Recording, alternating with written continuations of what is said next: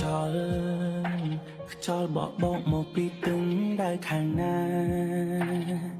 តែផ្លូវមិនដាច់ផ្លូវមួយនេះខ្ញុំដែរតែម្នាក់ឯង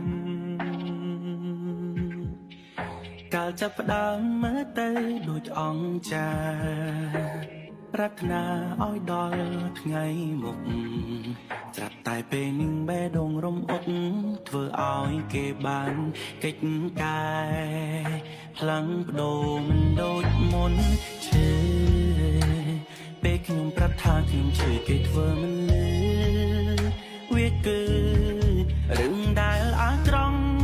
ទាំងបាំងកោហងរូបខ្ញុំរហូតមកតើខ្ញុំហួសព្រំដែនហើយមែនទេខ្ញុំក៏មកលោកគេទាំងដែរគេនោះកំពុងក្បត់ឬខ្ញុំធ្វើនេះហើយដោយកំសត់គ្រប់គ្នាឲ្យសំណត់ថាគុណខ្សោយ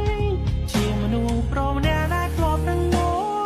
ចង់ក្រោយខ្លាចជាឈ្នន់កុំមកអារម្មណ៍ស្នេហាមិនហិតទេមួយគ្រាគ្មានថ្ងៃដែលអាចជានាព្រោះពងងារជាអ្នកមានថ្មី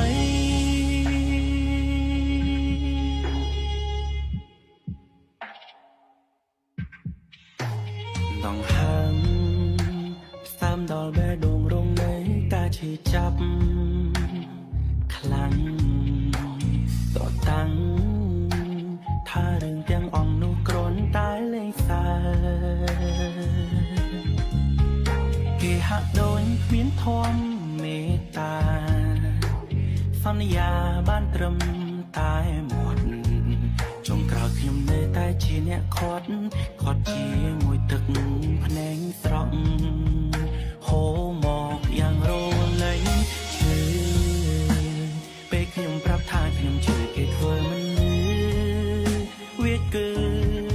រឿងដែលអាចត្រង់ទាំងបាំងកោហងរូបខ្ញុំរហូតមកតើខ្ញុំហួសព្រំដែនហើយមែនទេខ្ញុំក៏មកលោកគេទាំងដែរគេនោះកំពុងក្បត់ឬខ្ញុំធ្វើនេះហើយដោយកំសត់គ្រប់គ្នាឲ្យសំណត់ថាគុណខ្សោ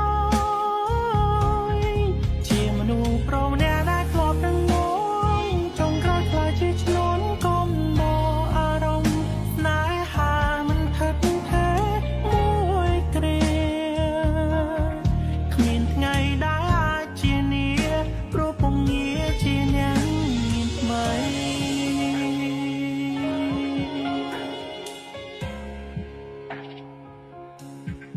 ឬខ្ញុំធ្វើនេះហើយដោយកំ